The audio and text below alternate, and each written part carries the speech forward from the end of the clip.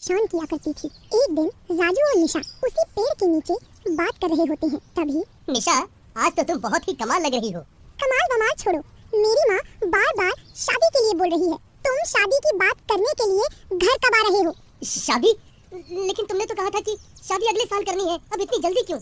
घर वालों के पास मेरे लिए और कई अच्छे रिश्ते आ रहे हैं, तुम आओगे या नहीं? अरे तुम नाराज क्यों होती हो? तुम्हें वैसे भी मेरे अलावा कौन झेल सकता है? मैं आज ही अपनी माँ से बात करता हूँ। क्या क्या कहा तुमने? अरे नहीं नहीं, कुछ नहीं, चलो अब घर चलते हैं। ये सब बातें पीपल पर बैठी चुड़ैल सुन रही होती है।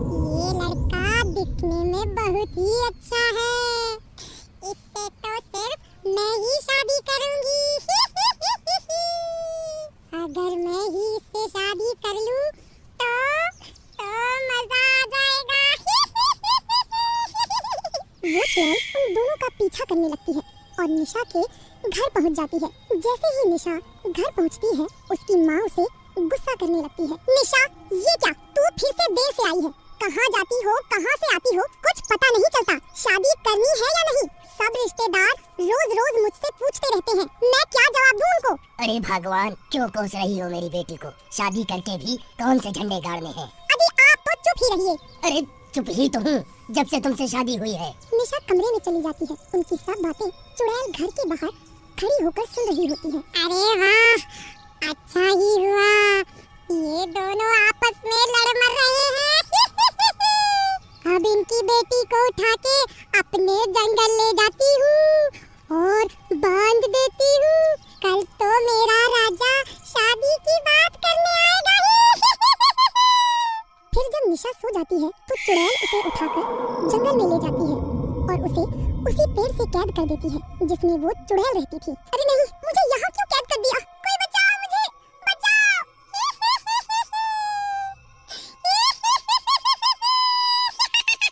अब मैं तेरे राजू से शादी करूंगी क्योंकि मुझे पसंद आ गया है और वो मुझे कभी पहचान भी नहीं पाएगा।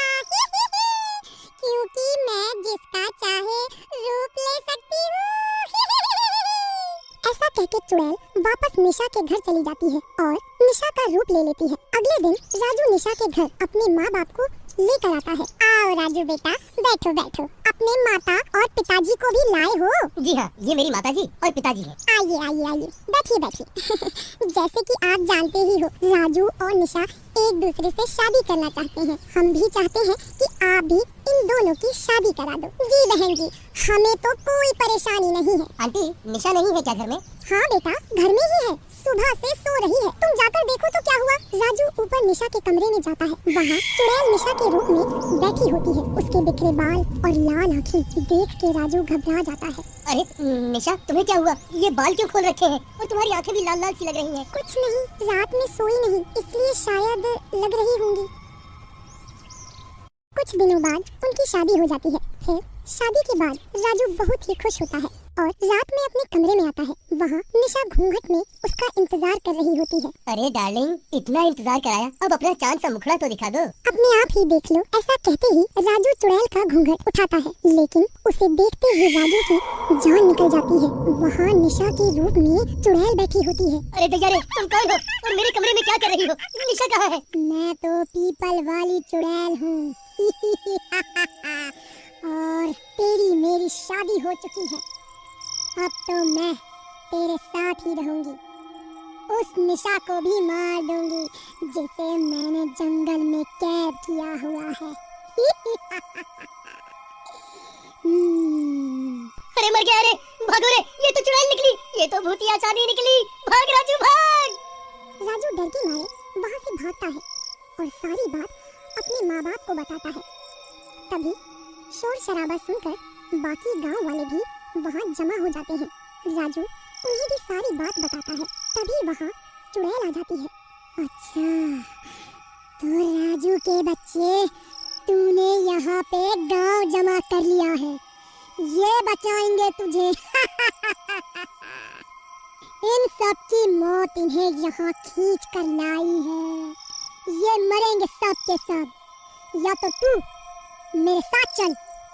मेरे होते हुए तू इनको नहीं मार पाएगी, मैं तेरे साथ चलने को तैयार हूँ। अरे कोई बचाओ मेरे राजू को, ये पहले ही सिंगल चुड़ैल पसली है रे बाबा। कोई बचाओ मेरे बच्चे को। ऊपर से चुड़ैल पीछे पड़ गई। छोड़ दे मेरे बेटे को, छोड़ दे री। तभी चुड़ैल राजू को पकड़ लेती है और उड़ते हुए पीपल के पेड़ की तरफ लेके जाती है, जहाँ पर उसने निशा को कैद किया होता है। गांव वाले भी चुड़ैल के पीछे पीछे जाते हैं। अरे भगवान, अरे मेरे लाल को कौन बचाएगा? ये चुड़ैल तो जरूर उसको मार डालेगी। तभी एक गांव वाला बोलता है, अरे ऐसा कैसे मार डालेगी? राजू ने हमारी जान बचाने के लिए अपनी जान का खतरा मोल लिया है, हम भी उसकी जान बचाएंगे।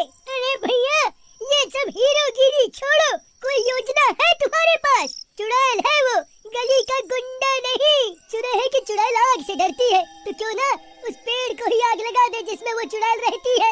चलो भैया, ये भी करके देखते हैं। फिर सभी लोग वहीं इकट्ठे हो जाते हैं, जहाँ चुड़ैल ने निशा और राजू को कैद कर रखा होता है। गांव वालों को देखकर चुड़ैल उनकी तरफ भागती है, जिसे देख गांव वाले काफी डर जाते हैं। अरे रे, ससुरी, ये तो हमारी तरफ आ रही है। ये भाई, आग क्या हमारे मरने के बाद लगाओगे? अरे भाई, माफी, गलती से मिस्टेक हो गया, लगाता हूँ। ऐसा कहकर वो पीपल के पेड़ में